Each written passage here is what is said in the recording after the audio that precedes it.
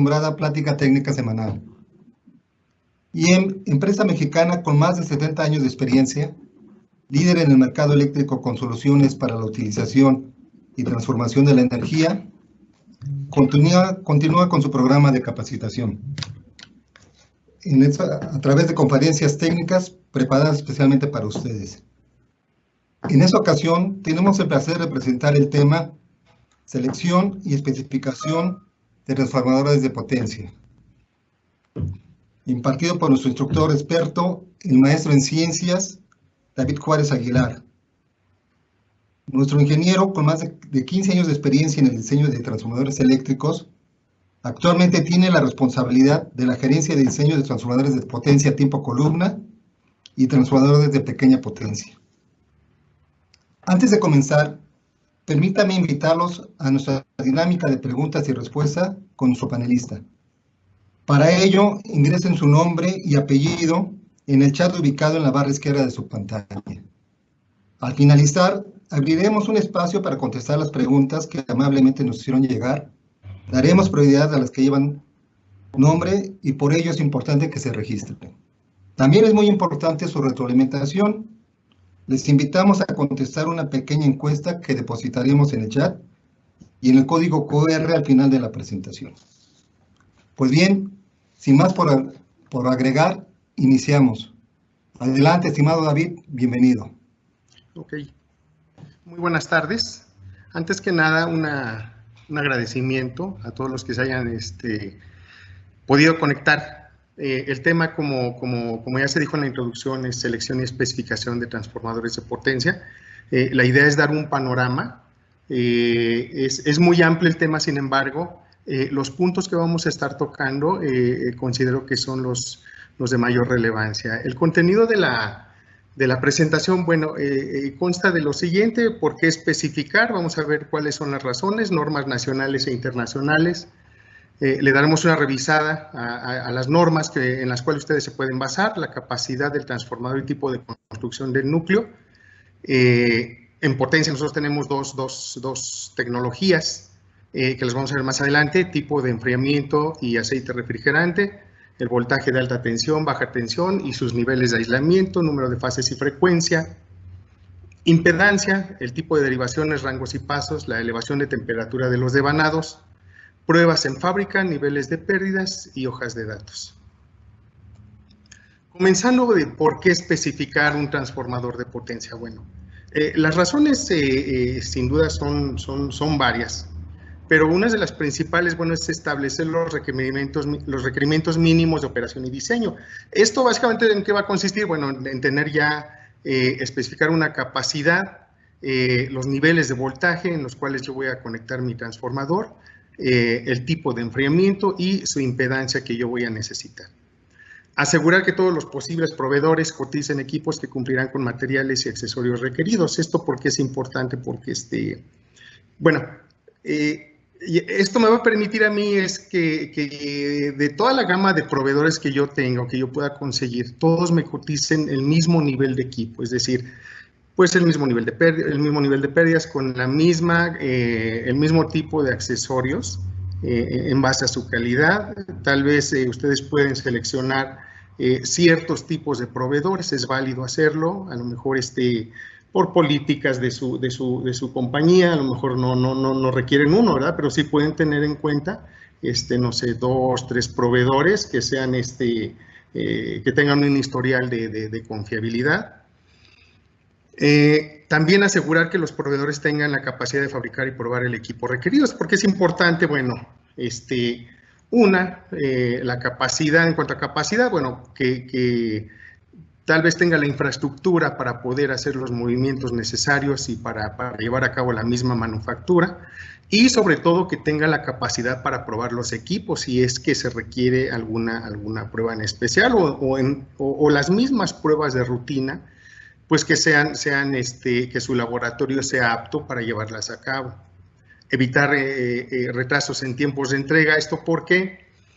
Porque a lo mejor ustedes tienen alguna necesidad de un accesorio que se lleva un tiempo de entrega largo. Entonces, ustedes de antemano están considerando esos tiempos de entrega. Entonces, ya a la hora, digamos, de que comience el periodo de adjudicación de los contratos, bueno, pues ustedes ahí ya de antemano saben que ciertos elementos van a tener un tiempo de entrega crítico y bueno, pero eso ustedes ya lo están considerando, ¿no? Eliminar posibles ambigüedades técnico-comerciales, bueno, también nos ayuda bastante, permite una comunicación precisa entre el proveedor y el usuario. Siempre hay una fluidez, ¿verdad? Pero aparte de que se clarifican muchos conceptos basados en la especificación que yo esté realizando y son una fuente viva de actualización, es decir, una vez que yo tengo una especificación, pues no se queda ahí, siempre va a haber nuevos materiales, va a haber nuevos accesorios, tal vez actualización de valores de impedancia. Entonces, siempre como si fuera un libro, o sea, siempre vamos a tener nosotros una revisión A, B, dependiendo de pues de las necesidades que yo vaya teniendo en la adquisición de equipos. Ahora, de las normas nacionales e internacionales que yo recomiendo o que se recomienda llevar a cabo, bueno, pues dentro de las nacionales nosotros tenemos toda la gama de NMX, tenemos también la normativa de CFE, que es la K4013 y la K4006. La primera, de la 13, se refiere a todo lo que es distribución, desde 138 kb hasta 34.5. Básicamente las conexiones que vamos a tener aquí son delta estrella y equipos hasta 40 MVA. Y en tensiones las que ya les mencioné. La K406 se refiere a transformadores, bueno, de 10 MVA y mayores y básicamente son equipos que van a estar conectados a sistemas de generación o a sistemas de transmisión. Tenemos también la gama de IEEE, que sería la C571200, esa es una norma genérica, y toda la gama de IEC. La principal es la 76, la 676, la 1, de transformadores de potencia, y también lo que yo les recomiendo es que se basen en la misma IEC, la guía 528, esta guía es para preparación de especificación de transformadores de potencia. Esa les va a ayudar mucho, sobre todo en la parte de qué parámetros especificar. Ahora, en cuanto a capacidad del transformador y tipo de construcción, ya sea columnas o acorazado, existen capacidades preferentes o que se sugieren dentro de las mismas normas.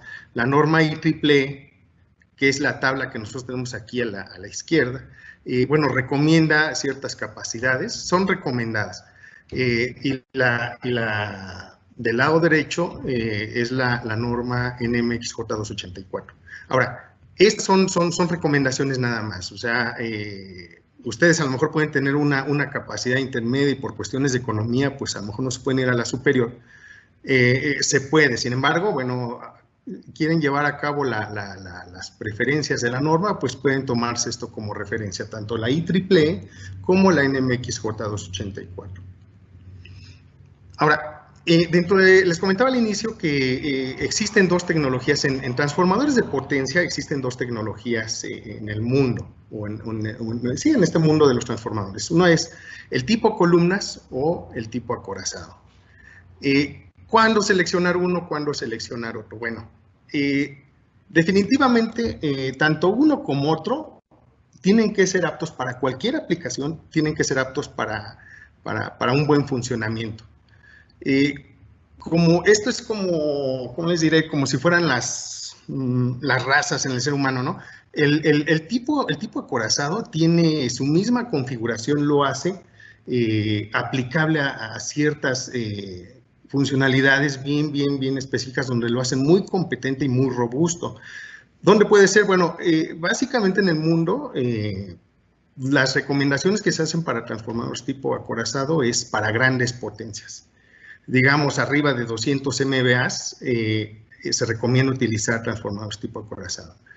El tipo columnas, les repito, tiene al final de cuentas, los dos diseños tienen que operar en las mismas circunstancias, pero el tipo columnas tiene ciertas características que lo hacen favorable, el tipo acorazado también. Vamos a ver algunas de ellas.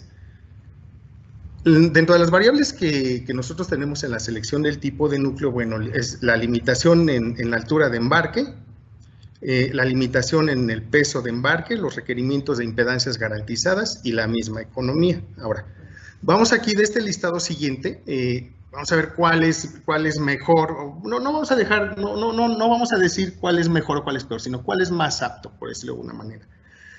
En la parte de esfuerzos mecánicos de cortocircuito, el acorazado naturalmente se comporta mejor. Por la misma configuración de sus devanados, tiene un mejor comportamiento ante los esfuerzos de cortocircuito. De hecho, aquí en México, nosotros tenemos el laboratorio de la PEM, que es el único laboratorio aquí en el país donde nosotros podemos llevar a cabo pruebas de cortocircuito, y los transformadores de cortocircuito instalados allá en la PEM son acorazados y son marca nuestra. Entonces, esto lo hace aplicable a esta situación. Ahora, la distribución de voltaje de impulso, también el acorazado, aunque a final de cuentas yo debo de controlar ese voltaje de impulso, ya sea en columnas o en acorazado, pero en el acorazado de manera natural se presenta una distribución mejor. Mejor, sin embargo, no quiere decir que el columnas no sirva. Sí sirve también. Simplemente decimos su naturaleza, pues así ocurre, ¿no? El factor de espacio interno también es una ventaja que tiene el acorazado. Si ustedes ven por fuera un transformador tipo columnas y un transformador acorazado, van a ver que internamente, la diferencia ya interna entre uno y otro es que el acorazado, el factor de espacio es muy, prácticamente se utiliza todo el espacio, ¿no? Mientras que en el tipo columna nosotros vamos a tener espacios más grandes. ¿Por qué? Porque por la misma configuración de los devanados me deja espacios de aceite más grandes. En cuanto a las maniobras para puesta en servicio, columnas, en el rango de capacidades, el tipo columnas es mejor. ¿Por qué? Les comentaba que el acorazado es muy competitivo en transformadores, digamos, de tipo subestación. En transformadores, estoy hablando no de autotransformadores, porque autotransformadores en 33 son muy competitivos, ¿no? 33 MVA. Sin embargo, ya para capacidades grandes, en el rango de capacidades, el columnas es más efectivo. ¿Por qué? Porque un columnas yo lo puedo construir desde un MVA hasta 400, 600 MVA, ¿no? O sea, esa es una de sus ventajas. En cuanto a las maniobras, el columnas se requieren menos maniobras. Ya en potencia, el peso de un transformador es muy grande. Y, por ejemplo, en capacidades relativamente grandes de un acorazado, yo debo tener 2 maniobras. Yo el acorazado, una de las ventajas que tiene también es que yo lo puedo transportar acostado. Entonces, una vez que llega a sitio, lo levanto y otra maniobra, una maniobra es para levantarlo y otra maniobra es para llevarlo a su base. Esa es una de las ventajas que tiene columnas. El columnas, digamos, llega en su plataforma, únicamente se sujeta de la parte superior y se pone en su base, o sea, únicamente requiero yo una maniobra. Ahora, el más comercial o el más popular, por decirlo de alguna manera, pues es el columnas. ¿Por qué? Porque el acorazado es tan especial que somos pocas las compañías que tenemos el agrado de tener esas dos tecnologías, tanto el columnas como el acorazado. Entonces, casi todas las compañías de transformadores en el mundo son columnas y pocas somos las que tenemos la tecnología del acorazado. Entonces, es más comercial el columnas, es más fácil que ustedes encuentren un transformador tipo columnas que un acorazado. Facilidades de reparación, pues también por lo mismo, ¿verdad? O sea, nosotros vamos a tener en el mundo muchas fábricas de transformadores tipo columna, por lo tanto, para facilidades de reparación o de llevarlo a algún taller, pues es más, el columnas pues tiene sus ventajas. Aquí en esta imagen les comento o se observa lo que hace un momento comentaba.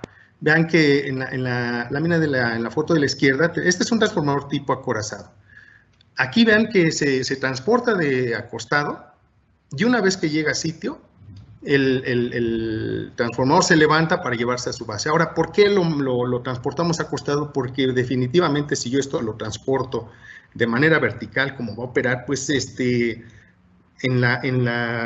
va a haber caminos o va a haber puentes por los que definitivamente no va a pasar. Entonces, esta es una de las ventajas que tiene el acorazado. A lo mejor un columnas, si es muy, muy grande, yo tengo que estar cuidando siempre en el columnas que la altura de embarque pues no me rebase las condiciones que voy a tener en los caminos. En un acorazado, pues a lo mejor si iba a tener el problema, yo tengo la opción de acostarlo y ya cumplo con ese requerimiento, pero sí vamos a tenerlo nosotros que levantar o hacer 2 operaciones en el acorazado. Ahora, el tipo de enfriamiento. Hoy en día nosotros seleccionamos 4 letras para designar el tipo de enfriamiento. La primera letra, y ahorita vamos a ver algunos ejemplos, la primera letra me va a indicar el tipo de enfriamiento interno, que básicamente pues es un líquido, y este líquido, bueno, puede tener un punto de inflamación alto o un punto de inflamación bajo. El aceite mineral tiene un punto de inflamación relativamente bajo, digamos, es menor a 300 grados centígrados. La indicamos con la letra O, la letra K me indica líquidos aislantes con punto de inflamación mayor a 300 grados centígrados. En esta gama entrarían los ésteres naturales y sintéticos o los aceites biodegradables, que también hoy ya son muy aplicables, ¿no? La L me indica líquido aislante con punto de inflamación no medible. La segunda letra me va a indicar el mecanismo de circulación para el medio de enfriamiento interno. Puede ser una N, que es un flujo natural a través del equipo de enfriamiento. Ahí, pues digamos, no hay nada que esté moviendo al aceite más que su propia naturaleza. Una vez que se calienta, empieza a moverse, utilizamos radiadores y de esa manera lo enfriamos. La F me indica que va a haber una circulación forzada de ese o ese mecanismo de medio de enfriamiento interno. ¿Qué quiere decir? Que yo a lo mejor puedo tener alguna bomba y con ese yo estoy forzando al flujo de aceite. La D, bueno, es muy similar a la F, nada más que en la D yo voy a estar apuntando, por decirlo de alguna manera, el aceite hacia ciertos puntos, en este caso hacia los devanados. La tercera letra es el medio de enfriamiento externo, puede ser aire o puede ser agua, ahorita vamos a ver algunos ejemplos. Y la cuarta letra, mecanismo de circulación para el medio de enfriamiento externo, que puede ser una convección natural o una convección forzada, que puede ser por ventiladores y bombas. Estos son algunos ejemplos. Aquí, en la foto de la izquierda, tenemos un reactor fabricado aquí en Yen de 400 kV de 50 MBR, y el tipo de enfriamiento es ONAN. Vean, la primera letra O me indica que lleva aceite mineral. La segunda letra N me indica que su movimiento va a ser de manera natural. La tercera letra me indica que el enfriamiento o el medio, no el enfriamiento, sino el medio en el cual está este equipo, pues es el aire. Y la última letra pues me indica que ese aire, pues cómo se va a estar moviendo, pues de manera natural. Vean que precisamente no tiene ventiladores este reactor. Una de las razones por las cuales no tiene ventiladores, bueno, es que el reactor por su naturaleza tiende a ser ruidoso. Inclusive ustedes tal vez se recuerden las lámparas antes fluorescentes que tenían un reactor, ¿verdad? Y era muy ruidoso. Bueno, el reactor como tal es una reactancia y naturalmente va a tener cierto ruido. Entonces, lo que se quiere es limitar ese ruido y por lo tanto no es común que se utilicen ventiladores. Algunas instalaciones me ha tocado ver que tienen ventiladores. Se puede, sí se puede, o sea, no hay ningún inconveniente, pero pues bueno, ahí a lo mejor estaríamos nada más incumpliendo la parte de nivel de ruido. Cuando ya son equipos relativamente con algunos años de fabricación, pues bueno, a lo mejor se le pueden meter algunos ventiladores. Y ya el ruido, ya no, pues digamos, si no es un factor, pues no hay ningún inconveniente. En la foto de la derecha nosotros tenemos un sistema de enfriamiento ONAN, ONAF. El primero, ¿qué quiere decir? Bueno, es otra vez, o sea, vean que tiene sus radiadores también. El primer paso de enfriamiento del ONAN, lo que me está indicando es que no entran los ventiladores, o sea, que es la última letra, que quiere decir que el aire, que es el medio en el cual está este transformador, digamos el externo, lo vamos a estar moviendo de manera forzada y ese forzamiento, por decirlo de alguna manera, pues va a ocurrir a través de los ventiladores. Entonces vamos a tener dos pasos ONAF. Ahora la pregunta es, bueno, ¿por qué tienes dos ONAF y no nada más uno? Bueno, con uno, lo que me está indicando aquí es que con ONAN voy a tener cierta capacidad, luego la voy a aumentar con el primer ONAF y todavía la puedo aumentar con el tercer ONAF. La del lado izquierdo es una muy similar a la anterior, vean, de hecho el sistema de enfriamiento como tal, la configuración externa, vean que prácticamente es la misma. Ahora, ¿cuál es la diferencia? Que en la primera letra yo tengo una K. Nada más lo que me está diciendo es que internamente tenemos un líquido aislante de alto punto de inflamación en este transformador. Todo lo demás es igual. Ahora, la de la derecha vemos una subestación móvil. Aquí vemos, bueno, la subestación, la primera letra es una O de aceite, una F del aceite que está forzado. Este aceite, ¿dónde lo forzamos nosotros? Aquí a través de las bombas que nosotros vamos a tener, digamos, en esta zona. Aquí están las bombas. La tercera letra es aire. Vean, aquí yo tengo mis enfriadores, están en esta zona. Y bueno, el ambiente es el aire y OFAF es la última letra F, quiere decir que yo estoy forzando el aire que yo tengo en el ambiente, pues lo estamos forzando. O sea, ¿cómo lo estamos forzando? A través de los ventiladores. Aquí tenemos otro ejemplo. Me gustaría regresarme al anterior rápidamente. Vean que el sistema, la pregunta o la diferencia entre los sistemas que estamos viendo aquí, bueno, aquí ¿por qué no tiene, en esta subestación móvil, por qué no tiene radiadores? Una de las razones principales es que el sistema de radiadores, vean, es muy complicado, tiene que ir vertical el radiador, tiene que ir en esta forma. Eso yo no los puedo poner aquí en esta forma vertical. ¿Por qué? Porque pues simplemente su función ya no se podía llevar a cabo. Entonces, para subestaciones móviles, lo que se utiliza son enfriadores tipo serpentín, que le llaman. Entonces, su característica es que se hacen muy compactos y son aptos exclusivamente para subestaciones móviles. No exclusivamente, pero son aptos para este tipo de aplicación. Aquí, ahora sí, tenemos una subestación móvil, pero vean la diferencia. Lo interesante aquí es que yo no tengo enfriadores como los anteriores. Aquí sí tengo radiadores. Ahora, ¿por qué tenemos aquí radiadores? Una, porque precisamente así nos los especificaron. Dijeron, ¿saben qué? Yo quiero mi subestación móvil, pero la quiero con radiadores. Y bueno, teníamos el espacio. Vean que aquí pues cumplimos con las alturas. El espacio pues tenemos de este lado. Y del otro lado también nosotros tenemos radiadores.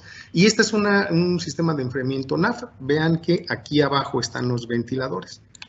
O sea, aquí en lugar de tener los ventiladores en esta zona, nosotros los ventiladores los tenemos por abajo. Es también una forma de colocar dichos ventiladores. Aquí este es uno muy interesante. Este es un equipo tipo caverna. Es de una hidroeléctrica, la hidroeléctrica de Zimapán. Y ven, aquí el sistema es aceite.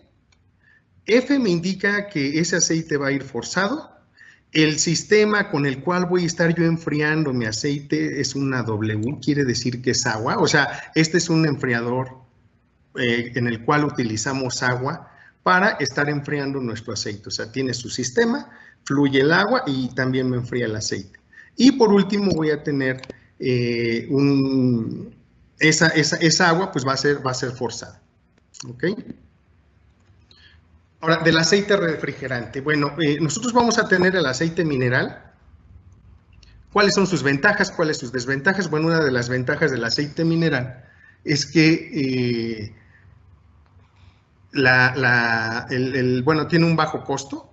Las ventajas, otra ventaja es menor viscosidad a bajas temperaturas, tiene un buen desempeño dieléctrico, tiene un bajo costo de mantenimiento y el mantenimiento preventivo, bueno, es conforme a IEEE, es fácil de procesar, tiene un punto de fluidez de menos 35 grados centígrados y la más importante de hoy en día de por qué no ha habido una alternativa que diga, a ver, vamos a sustituir todo en lugar de utilizar aceite mineral, vamos a utilizar aceite de otro tipo, bueno, es su historia.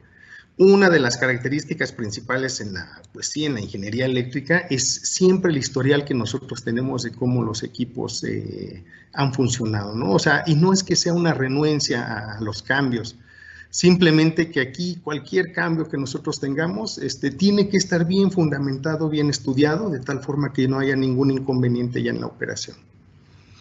Bueno, también otra de las ventajas es operaciones de apertura bajo carga. Ahora, desventajas, tu punto de combustión es bajo, es decir, se inflama, pues no rápidamente, porque pues a final de cuentas la operación en las temperaturas lleva mucho tiempo operando y pues a las temperaturas, digamos, ambiente, y pues no ha pasado nada más que cuando llega a ocurrir alguna falla, ¿no?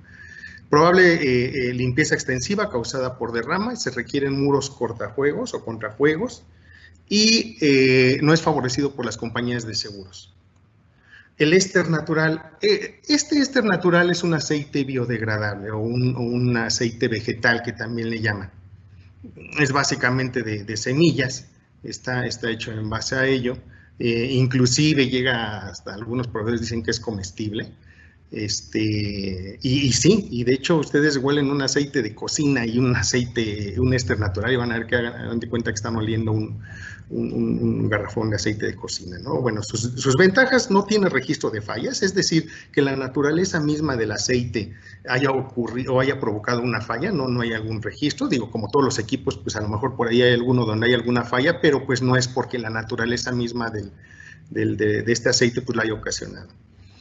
Mejora el tiempo de vida útil del aislamiento sólido. Ahora, ¿esto por qué? Porque una de sus características es que absorbe agua. Ahora ustedes, la pregunta es, bueno, la absorbe, pero pues está ahí dentro. Bueno, sí está ahí dentro, pero resulta que esa agua, una vez que la absorbe, la comienza a diluir. Se biodegrada rápido y fácilmente, es clasificado como residuo no peligroso, es un recurso renovable, que yo creo que es la parte más importante, y ahora que estamos con todo esto de las energías limpias. Yo inclusive en alguna otra plática comentaba que por qué no los parques eólicos, todo lo que tiene que ver con energías limpias, pues el concepto tendría que ser el mismo. Entonces, sin embargo, los transformadores los siguen pidiendo con aceite mineral, ¿no? Entonces, pues yo ahí, a lo mejor si tuviera la decisión, pues sí lo pensaría, a lo mejor pedir transformadores en aceite vegetal. Es fácil de reprocesar, tiene excelentes propiedades dieléctricas, tiene buena compatibilidad, es decir, una de las cosas bien interesantes de esto es que si ustedes tienen un transformador que ha operado con aceite mineral y dicen, a ver, yo quiero que opere ahora con aceite vegetal para extenderle su vida útil, bueno, pues vamos, todos los elementos ahí dentro, todos los materiales como aislamientos, empaques, los empaques pues sí hay que cambiarlos, sí, eso sí hay que tener cuidado, pero digamos toda la parte interna, lo que es aislamientos, acero eléctrico, estructural, todo eso es compatible con el éster natural. Mantenimiento preventivo por DGAs, bueno, también se puede llevar a cabo. Mantiene punto de combustión mayor a 300 grados centígrados con un contenido de aceite mineral de 7%. ¿Qué quiere decir? Que si yo tengo un transformador con aceite mineral y lo quiero rellenar con aceite vegetal, si tiene un 7% de ese aceite mineral, si le queda un residuo, digamos, podría ser la parte impregnada, ustedes lo pueden llenar sin ningún inconveniente. Además, lo que va a ocurrir es que su punto de inflamación va a bajar, ¿ok? Va a bajar de 300 pues, a menor a 300 grados. Pero pues si ustedes pueden controlar eso y tener menos, una cantidad menor al 7%, pues no van a tener ningún inconveniente y van a conservar sus propiedades. De las desventajas, de momento es muy costoso. Entonces, es una de las razones, pues como no está de lleno todavía siendo aplicado, digo, como todo, ¿verdad? O sea, siempre que nosotros tenemos algo nuevo, algo novedoso, de inicio va a ser muy costoso, pero ya después tiene que comenzar a bajar de precio. Es apropiado solamente para tanques sellados o equipos con presión positiva de nitrógeno con conservador tipo COPS. El éster sintético, bueno, es muy similar al éster natural, nada más que este sintético, es producido de manera sintética, no tiene registro de fallas, igual, tiene buenas propiedades dieléctricas, se biodegrada rápido y fácilmente, igual, o sea, es fácil de reprocesar, tiene buenas propiedades dieléctricas, no es tóxico, tiene un mantenimiento preventivo por DGA, de sus desventajas, igual, tiene un costo elevado. Este sí tiene incompatibilidad con algunos materiales PVC, o sea, con algunos plásticos. Hay algunos fabricantes que llegamos a utilizar plásticos dentro de la parte interna del transformador, ya sea para amarres o para alguna otra operación. Entonces ahí sí hay que tener cuidado, o sea, revisar que no tengamos ningún material de esos. ¿Por qué? Porque pues no es compatible y si se llega a degradar y esto nos puede ocurrir, nos puede llevar a cabo o ocasionar alguna falla. Probable limpieza extensiva causada por derrames y es apropiado solamente para tanques sellados, o sea, muy similar al éster natural.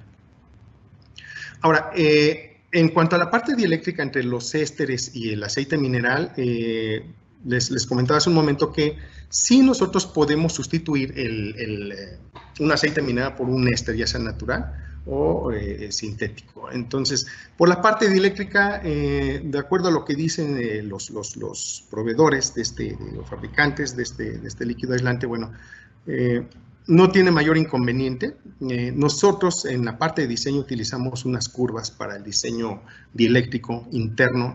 La imagen que nosotros tenemos aquí del lado izquierdo, esta que nosotros tenemos aquí, es un mapeo de cómo se comporta el campo eléctrico dentro del transformador. Este es un corte.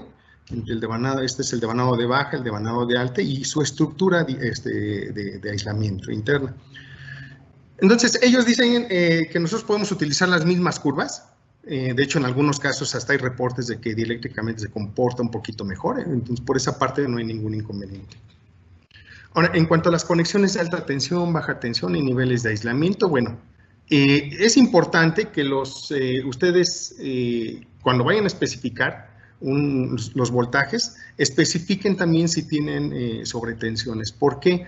Porque en base a esas sobretensiones va a tener que llevarse a cabo el diseño. Por ejemplo, si ustedes tienen un transformador tipo estación que le llaman o GCU, o de los conectados a los generadores, ahí por la sobreexcitación que nosotros pudiéramos tener debido al generador, estos transformadores sí tienen que tener una densidad de flujo, o deben ser diseñados con una densidad de flujo relativamente baja. ¿Por qué?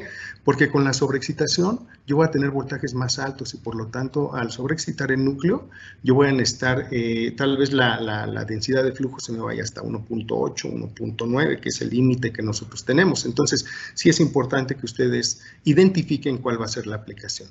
Y en base a eso, pues seleccionamos la conexión que vayamos a tener. Dentro de las conexiones de los devanados, bueno, o sea, básicamente hay diferentes tipos de conexiones. Sin embargo, lo que comúnmente se usa es la conexión delta, estrella, delta en alta tensión, estrella en baja tensión. De hecho, toda la normativa de CFE, la K4013, la de distribución, la conexión que tenemos es de este tipo. Y también en todos los sistemas industriales, esta es la conexión que nosotros vamos a tener, inclusive con cambiador sin carga. Es muy común que nosotros lo tengamos así. Ahora, la conexión estrella-delta, delta en baja tensión, estrella en alta, que podría ser este caso. Esto básicamente nosotros, ¿dónde la vamos a utilizar? La vamos a utilizar en transformadores tipo generador, donde ahí la baja tensión la conectamos en delta y la alta tensión la conectamos en estrella. Esta conexión también es común verla en sistemas de generación. Se utiliza en transformadores auxiliares, la delta estrella-estrella, son transformadores con doble devanado secundario. La conexión estrella, por ejemplo, esta conexión estrella-estrella así con neutro aislado casi ya no se usa. De hecho, ya todas están sólidamente o están aterrizadas de alguna manera. Cuando nos llegan a pedir esta conexión, nosotros diseñamos con un devanado adicional que sería para pruebas o como devanado estabilizador en delta. Esta ya casi no se utiliza. ¿Dónde vamos a tener conexiones estrella-estrella-delta? Básicamente la vamos a tener en sistemas de transmisión. Y ahí en sistema de transmisión lo que tenemos son autotransformadores. Entonces, esta es la conexión que nosotros estaríamos utilizando, la estrella-estrella-delta para sistemas de transmisión. Ahora, lo siguiente es un ejemplo rápido de cómo, qué pasa cuando yo tengo una conexión delta estrella con cambiador con carga en alta tensión. Vean, yo tengo aquí mi cambiador con carga, o tengo mi nivel de voltaje que es 230 kV y tiene un cambiador con carga de más o menos 10%. Y la conexión es delta. Esta conexión es bien especial, o sea, aparentemente se ve así como que, bueno, pues no tendría nada de chiste. Sin embargo, sí tiene sus características, ¿verdad? Vean, yo cuando hago la prueba de impulso, o le aplicamos impulso a las 3 fases. Tenemos aquí una, tenemos acá otra fase, y la fase puede ser fase A, fase B y fase C. Y a cada una yo le aplico un impulso. Vean que siempre yo a las 3 fases les voy a estar aplicando el mismo nivel de impulso. Entonces, siempre tiene que estar aislado para 230 kV. Y vean, yo al tener un aislamiento, por ejemplo, a este que en NMX le corresponde desde 900 hasta 1050 kV en impulso, yo debo seleccionar un cambiador con carga que me aguante los 1050 kV. Esto si yo tuviera una conexión delta. Ok. ¿Qué pasa si yo tengo una conexión estrella? Bueno, tengo una conexión estrella en alta tensión, una conexión estrella en baja tensión y un terciario. O sea, es una conexión estrella delta. ¿Qué va a ocurrir? Miren, bueno, como les decía hace un momento, ya hoy en día ya los sistemas en estrella ya todos están aterrizados, por lo tanto eso me permite tener graduado mi aislamiento. ¿Qué quiere decir eso?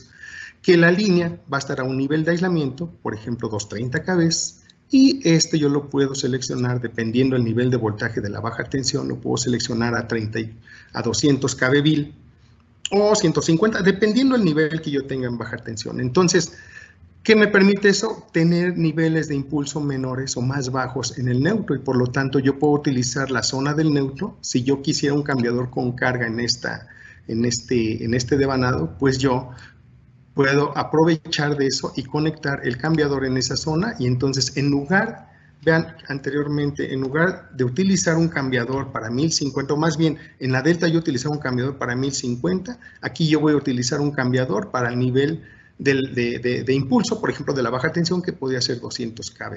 Entonces el tamaño de mi transformador se hace muy pequeñito, y vean, este es un ejemplo así a escala real de un transformador que tiene conexión estrella-delta, que es el de la izquierda, y uno que nada más tiene estrella-delta. Vean cuál es la diferencia entre uno y otro. Que la conexión delta-estrella, yo voy a necesitar más espacios. ¿Por qué? Porque lo voy a estar teniendo que aislar para el voltaje pleno de 1050. Entonces, eso lo que tengo que hacer, pues tener distancias más grandes, y por lo tanto, yo voy a tener un transformador de mayor tamaño, ¿ok? Ahora, eso es en cuanto a las conexiones. Ahora, el número de fases y frecuencia. La frecuencia definitivamente pues es 60 Hz, pues es tanto Canadá, Estados Unidos, México, Centroamérica. En Sudamérica sí ya hay algunos países que cambian, no tienen 60, tienen 50 Hz. Tenemos 3 monofásicos o 1 trifásico, esa sería la pregunta. Bueno, y vamos a ver cuáles son, qué características tienen, ¿no? 3 monofásicos tiene mayor costo como banco completo. ¿Por qué? Porque 3 monofásicos implica tener una unidad monofásica en una base y su muro cortafuegos. Entonces, la obra civil va a ser más grande cuando yo tengo 3 monofásicos que 1 trifásico. Tiene si son 3 monofásicos, también tiene menor costo de una unidad de reserva, eso es cierto. Si yo tengo, no sé, un equipo, vamos a suponer, de 100 MVAs, y yo decido por utilizar unidades monofásicas, entonces yo voy a tener 3 de 33.3 MVAs. Ajá. Yo quiero una unidad de reserva, bueno, pues nada más compro uno adicional de 33.3. Si yo tengo un trifásico y quiero una reserva, tengo que comprar 2 de 100 MVAs, entonces ahí el costo se hace más grande. Los 3 monofásicos tienen 4 operaciones de transporte. Ya cuando hablamos de potencia, pues no se puede ir más de un equipo en una plataforma, entonces tenemos nosotros prácticamente que hacer un viaje por cada una de las unidades. Serían 4 viajes, las tres de operación y la de reserva, mientras que en el trifásico solamente tendría una operación. Tendría yo 5 muros cortafuegos, considerando reserva, solo 2 muros cortafuegos cuando tenemos uno trifásico.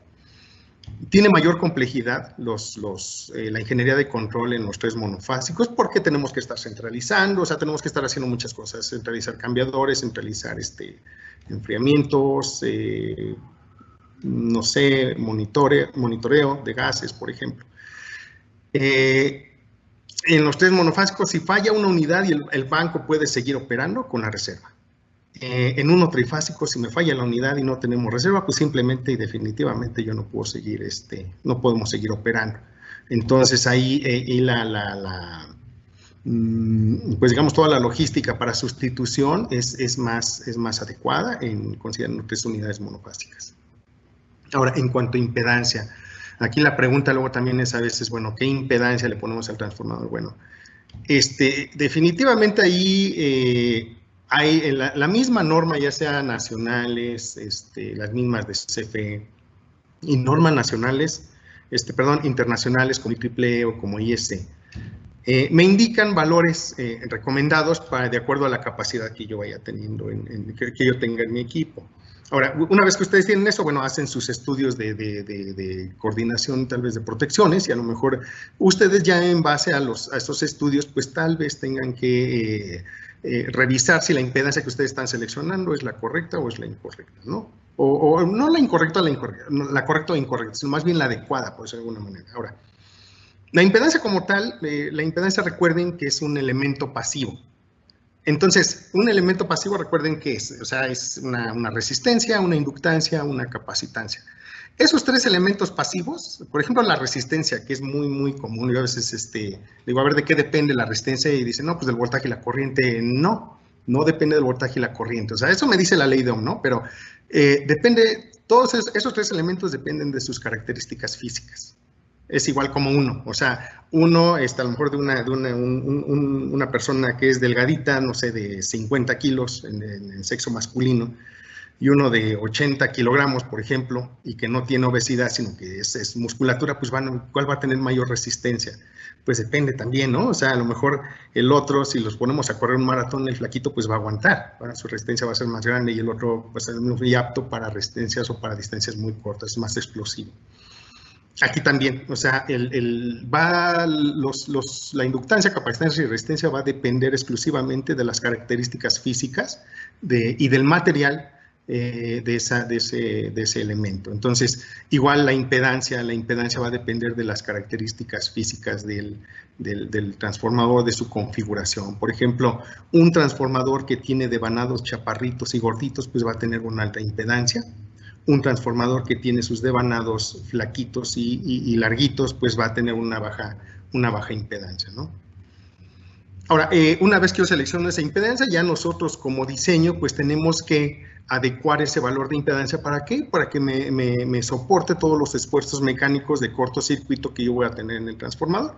O sea, si yo, por ejemplo, ustedes especifican un valor de impedancia y esa impedancia, y nosotros ya en el diseño, no seleccionamos adecuadamente o no se hacen los cálculos adecuados para aguantar o para seleccionar materiales que me aguanten todos los esfuerzos mecánicos, ya sea pueden ser fuerzas radiales, que es lo que nosotros tenemos aquí, o fuerzas axiales. Son las fuerzas que nosotros, los movimientos que vamos a tener en un cortocircuito. Entonces, ¿qué puede ocurrir? Bueno, pues que es bien impresionante cómo queda el devanado de un transformador cuando llega a ser fallado por cortocircuito. Por ejemplo, esto es un fenómeno que se le llama free buckling. Y lo que hace es el devanado como que lo chipotea, digamos, esto es redondo y se hace un como chipote en toda esta zona. Pero es impresionante, o sea, se hagan de cuenta que agarran un alambre y todo el cuerpo pues lo deforma, ¿no? O sea, las fuerzas de cortocircuito que se producen internamente en el transformador son muy grandes. Si el diseño no es adecuado o no está seleccionado bien el material, pues puede llegar a ocurrir este tipo de fenómenos. Ahora, también la impedancia, pues no es de que, bueno, pues yo voy a escoger una impedancia alta para tener corrientes de cortocircuito bajas, ¿no? ¿Por qué? Porque yo voy a tener, también esa impedancia lo que me va a afectar es en la parte de regulación. Entonces, si yo, por ejemplo, tengo una impedancia muy baja, pues a lo mejor voy a tener corrientes de cortocircuito muy altas, ¿no? Y si tengo una impedancia muy alta, dicen, bueno, pues le voy a bajar las corrientes. Para que aguante, le voy a subir la impedancia. Pues sí, a lo mejor se la suben a 15%, puede ser de alguna manera, puedo decir un dato. pero pues me va a afectar en la parte de regulación, entonces a lo mejor voy a tener niveles de voltaje que inclusive ya en la parte del diseño pues ya no me van a servir, ¿no? Aquí tenemos un ejemplo rápido. ¿Qué ocurre si, por ejemplo, tengo una impedancia de 9% y ya referida a 20 MW son 15, y yo tengo una regulación en baja tensión de 13.8 más menos 10% en 16 posiciones? Yo aquí, pues la regulación que tengo es del 10%, quiere decir que pues yo, mi cambiador, pues sí lo podemos operar, la regulación que va a tener de voltaje, pues sí, el cambiador que yo seleccione, pues es funcional. Pero ¿qué pasa si, saber, yo en lugar de una impedancia de 9, yo escojo una de 11, la referimos a la misma capacidad de 20 megas, pues me da 18.3%. Y la regulación que se presenta es de 12.4%. Entonces, vean, ahí ya voy a tener una sobretensión en la salida y ya no me va a permitir, inclusive con mi cambiador, ajustar a la tensión que yo vaya a tener, ¿no? Entonces, sí hay que tener este tipo de cuidados a la hora de nosotros seleccionar una impedancia. ¿Qué características se presentan entre la baja y la alta impedancia? Bueno, se incrementan los niveles de corriente de falla en el secundario cuando es baja, tiene una mejor regulación de voltaje, pues es lo que acabamos de ver, tiene fuerzas mecánicas de cortocircuito elevadas, una alta capacidad interruptiva del equipo secundario, tiene menos pérdidas en vacío, carga e indeterminadas, y la base de cimentación es pequeña, ya que es un equipo relativamente ligero. Ahora, una alta impedancia, pues básicamente todo lo contrario al anterior, ¿no? O sea, se reducen las corrientes de falla, de cortocircuito en el secundario, tiene una mayor regulación de voltaje. Las fuerzas mecánicas de cortocircuito son menores, y bueno, las masas de cimentación también más grandes, más pesado. Se incrementa el equipo de enfriamiento también, ¿no? Les comentaba hace un momento, en las normas NMX y AAA, tenemos nosotros valores de impedancia en los cuales ustedes se pueden auxiliar para seleccionar el valor de impedancia de acuerdo a la capacidad o también de acuerdo al nivel de voltaje. Recuerden que ustedes van a decir, bueno, ¿por qué al nivel de voltaje, no? O sea, ¿qué tiene que ver eso? Recuerden que al inicio nosotros comentábamos en la parte de impedancia que pues este valor de impedancia depende de sus características físicas. Entonces, a mayores voltajes, mayores volúmenes o mayores distancias voy a requerir. Entonces, también se basan en esto para seleccionar los valores de impedancia en base a los niveles de voltaje que voy a tener en el equipo, en el transformador. Bueno, tipo de derivaciones. Se acostumbra a tener dos tipos de cambiadores, uno con carga y otro sin carga. El sin carga, bueno, es muy común tenerlo tanto en sistemas de generación como en sistemas de distribución. Y el cambiador con carga, básicamente, nosotros lo vamos a tener más comúnmente en sistemas de distribución. Ahí lo vamos a tener en alta tensión, también en sistemas de transmisión, en los autotransformadores aquí en México normalmente utilizan cambiador con carga en alta tensión. Lo que sí no se utiliza casi es cambiador con carga en sistemas de generación, por ejemplo, pues comunes, ¿no? O sea, todos los transformadores tipo estación o tipo generación casi normalmente llevan transformadores con cambiador sin carga. Donde sí nos estamos encontrando que están utilizando mucho cambiador con carga ya en transformadores para sistemas eólicos, para sistemas fotovoltaicos. Todos esos transformadores los están solicitando con cambiador con carga. Ahora, eso también es así como que yo lo que me he dado cuenta es como como formas de trabajar. Esto de utilizar cambiador con carga en sistemas eólicos, fotovoltaicos, es como que muy europeo. Yo he tenido la oportunidad de ver algunos transformadores, inclusive nosotros hemos fabricado transformadores para parques eólicos en Canadá, y ahí no piden cambiador con carga, piden sin carga. Sin embargo, a diferencia de acá, aquí piden 2 devanados nada más, allá piden 3. O sea, 3 devanados, pero sin carga, que sería conexión estrella alta, estrella baja y un terciario. Aquí nada más se pide estrella y delta, pero con cambiador con carga. Son unas de las características, ¿no? Y normalmente lo que se pide es más o menos 10% en la regulación. Algunos piden 8%, 9%. Ahorita tenemos unos equipos que estamos fabricando y tienen 9%. También en sin carga, tenemos, normalmente se pide más o menos 2%. Aquí en México se pide más 1, menos 3, de 2.5%. para la normativa de CFE, pero ya la normativa NMX y triple E pues piden más o menos 2 posiciones en 2.5% del porcentaje de regulación. Es nada más son ejemplos. Aquí nosotros tenemos una conexión delta estrella, donde tenemos un cambiador sin carga en la alta tensión. Estas rayitas me indican taps y son los taps de alta tensión sin carga, y en baja tensión yo tengo un cambiador con carga. Ahora, una de las características del cambiador, cuando yo tengo cambiador con carga, es que necesito un devanado adicional que le llamamos de regulación. Mientras que cuando es sin carga, como es sin carga, aquí los podemos sacar del mismo devanado que yo vaya a regular, por ejemplo, alta tensión, pero cuando ya es con carga, yo sí necesito un devanado adicional. Aquí tenemos un cambiador con carga en alta tensión. Vean que es muy similar, nada más que ahora en alta tensión, igual yo necesito un devanado regulador adicional. Nada más que tenemos aquí, pequeñito, digamos aquí por dibujo. Este es mi devanado de alta tensión, este es mi devanado de regulación y mi devanado de baja tensión. Ahora, estos son ejemplos. Este es un cambiador con carga típico de tipo reactivo, que son los que se utilizan en baja tensión, que eran los que veíamos anteriormente, y este es tipo resistivo, que estos normalmente los utilizamos en alta tensión. Ahora, en la elevación de temperatura de los devanados, hay tres datos que nosotros pudiéramos especificar como elevación de temperatura. Puede ser 55 grados, 55, 65 o 65 grados. Las temperaturas que nosotros utilizamos como norma son 30 grados de temperatura promedio y 40 grados máxima y una mínima de menos 20 grados. La pregunta aquí es, ¿qué ocurre si las temperaturas del sitio son mayores a las de norma? O sea, que la temperatura promedio no sea 30 grados, sino sea 35, que la temperatura máxima no sea 40, sino sea 50 grados. Bueno, ¿qué va a ocurrir? Pues bueno, inciso A, trabajar el transformador a una capacidad reducida y así compensar el incremento de la temperatura ambiente. Esa, pues como que no, ¿verdad? Porque pues yo compro un transformador. Yo no voy a comprar un transformador más grande, no para trabajarlo a baja capacidad, sino trabajarlo a su capacidad plena, porque si no, pues estamos perdiendo dinero. El proveedor deberá incrementar el sistema de enfriamiento, pues tampoco, ¿verdad?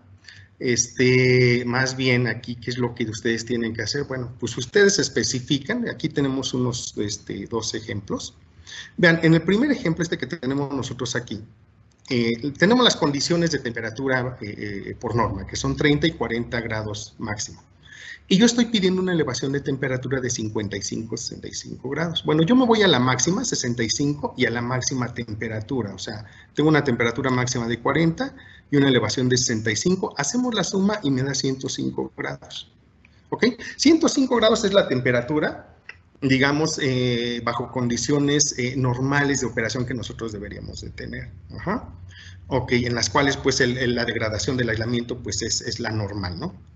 Ahora, ¿qué ocurre si yo tengo una condición de 40 grados promedio y 50 máximo? A ver, yo tengo aquí mi elevación, bueno, y me pide una elevación de 55, 65. Yo tengo aquí 65.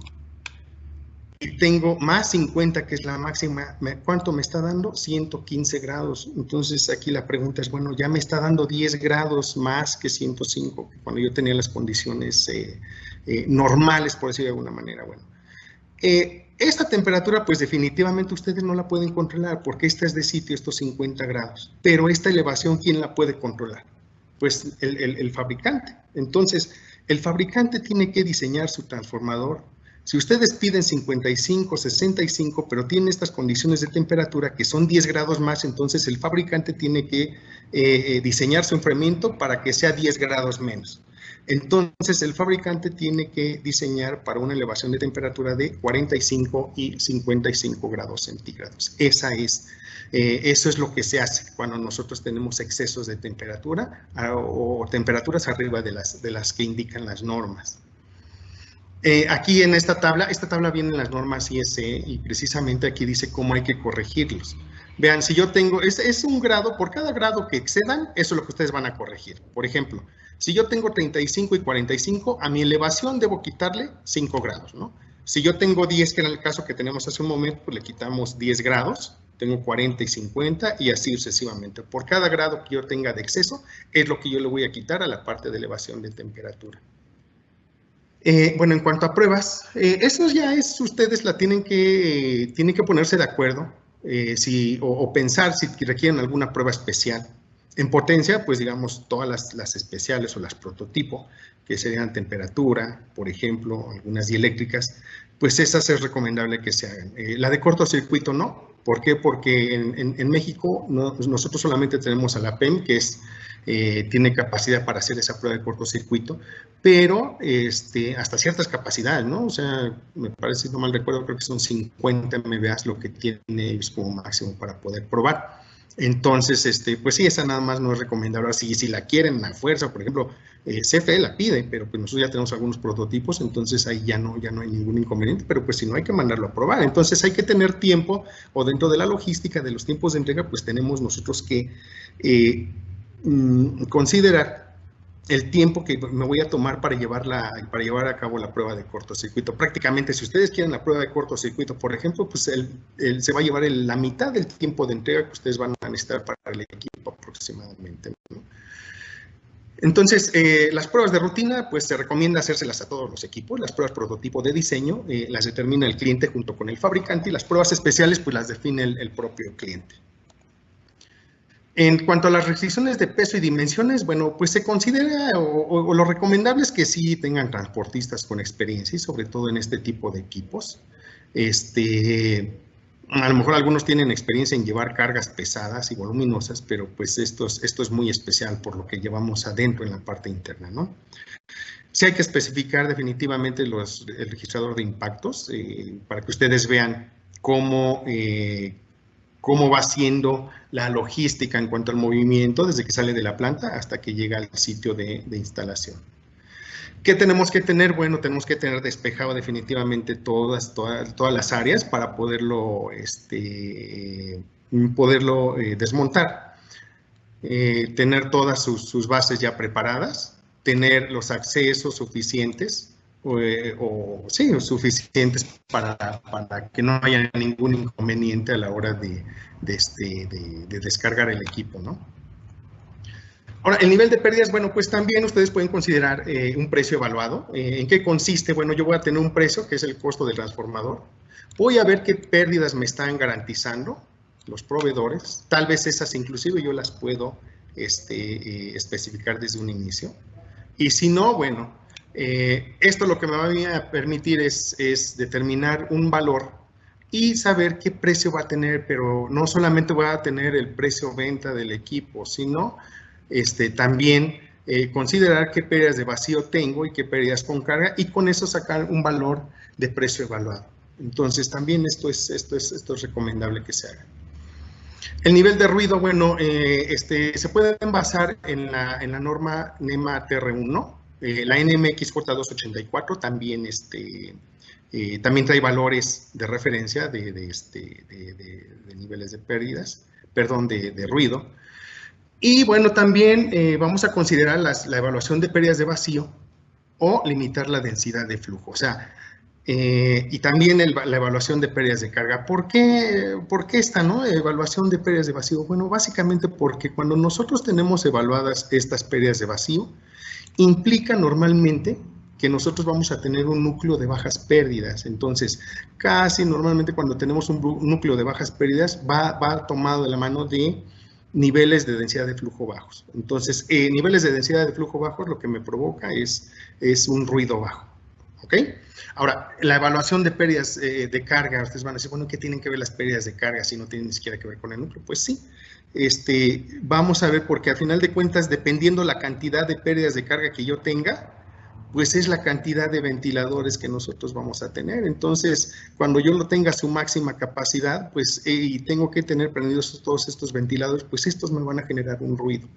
Entonces, también tener pérdidas de carga relativamente bajas, pues yo voy a permitir que en el diseño tengamos menores, tal vez, ventiladores, y por lo tanto, pues tener niveles de ruido más bajos. Bueno, ya casi llegamos al final.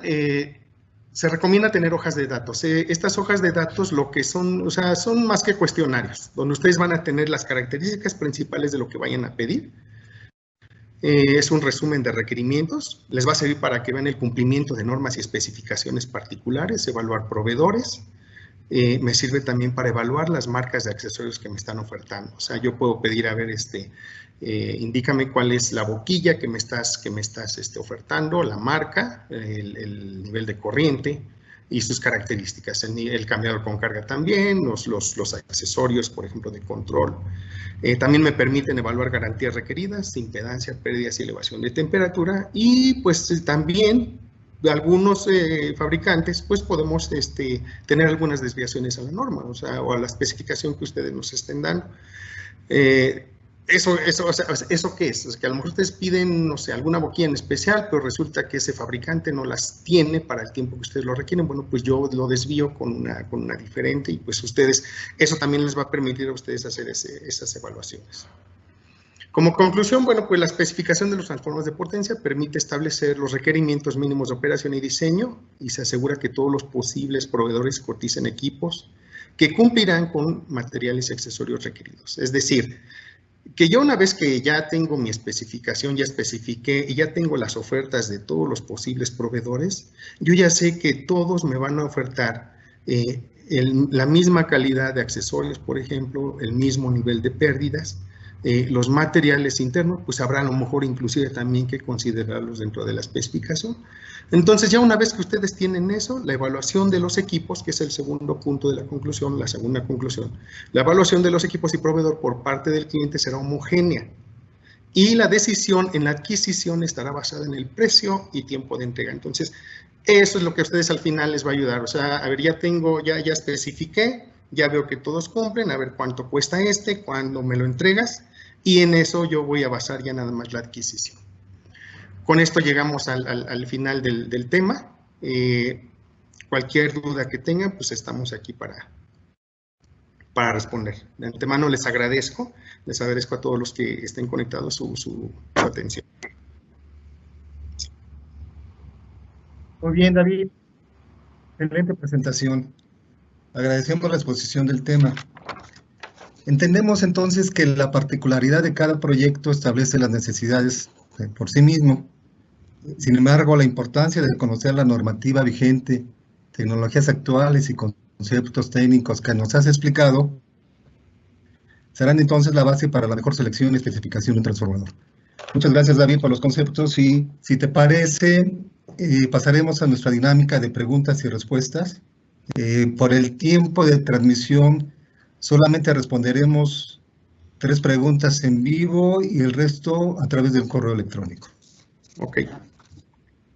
Bueno, agradezco a Rodolfo Méndez y pregunta, ¿crees que es mejor un banco monofásico o un transformador trifásico en relación al precio si hablamos ya de grandes capacidades? Ya de grandes capacidades, lo recomendable inclusive es tener bancos monofásicos. ¿Por qué? Porque normalmente los equipos de grandes capacidades están ligados a estaciones de generación. Entonces, tener por ejemplo, un transformador, vamos a suponer que tú requieres un transformador de 400 MVA y mandas a hacer una unidad trifásica de 400 MVA. Para tener un respaldo, pues tú prácticamente tendrías que mandar a fabricar otra unidad de 400 MVA, ¿no? Entonces, mientras que para un monofásico, pues tú divides 400 entre 3, mandas a fabricar tus 3 unidades y una cuarta de reserva, de tal forma que cuando se te llega a dañar alguna, entonces tú puedas sustituir rápidamente. Y cuando hablo de rápidamente, pues es de que es un día, 2 días las maniobras, ¿verdad?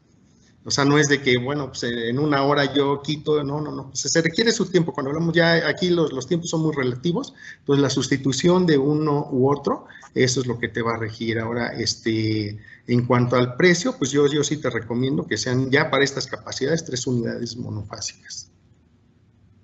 Bien, gracias, David. Nuestro amigo Darío López, me parece que es una pregunta muy interesante y pregunta, ¿es posible subestaciones móviles reconectables para que sea más rentable la inversión? Sí, de hecho, una de las características de las subestaciones móviles, digo, aquí nada más vimos lo que es algunos ejemplos en cuanto a su enfriamiento, pero la tendencia en cuanto a subestaciones móviles normalmente es que sean reconectables. ¿Por qué? Porque se requiere tener la mayor explotación en cuanto a características, que digas, a ver, yo esta la quiero para que me funcione no nada más a 230 kb, sino a 115 y a 138. Bueno, pues entonces hacemos el diseño, la reconexión, y también en baja tensión, dice, ¿sabes qué? Y aparte también quiero que me sirva para 13.8 y 34.5. Entonces, la respuesta es sí, sí se pueden hacer las reconexiones y de hecho es lo más normal que se llegue a pedir. Gracias. Finalmente, la tercera pregunta. Nos pregunta Gonzalo Carrasco. Bajo condiciones de cortocircuito, ¿los cambiadores de derivaciones están sometidos a esfuerzos mecánicos? Sí, o sea, internamente lo que pasa es que ahí su estructura es diferente, o sea, básicamente un cambiador con carga,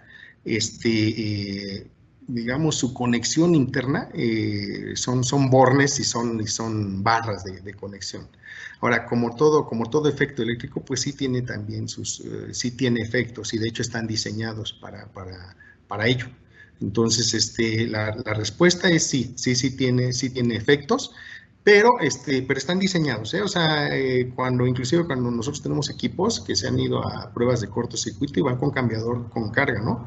Y se han probado y han probado muy bien. Entonces, la respuesta si tiene efectos, sí tiene efectos, pero se prevé para que no vaya a haber ningún inconveniente. Gracias. Pues con esto concluimos nuestra dinámica de preguntas y respuestas. Nuevamente, David, muchas gracias por tu participación, pero sobre todo gracias a ustedes por su participación. Enviaremos a nuestro panelista todas las preguntas que nos hicieron durante su presentación para que nos ayuden a responderlas. Les recordamos que los requisitos se les diga que hemos insertado en el chat de este evento. Les pedimos seguirnos en nuestras redes sociales y en nuestro canal de YouTube, donde podrán encontrar estas conferencias que hemos preparado para ustedes. Sin más, agradecemos a la ciencia y participación aquí. Muchas gracias.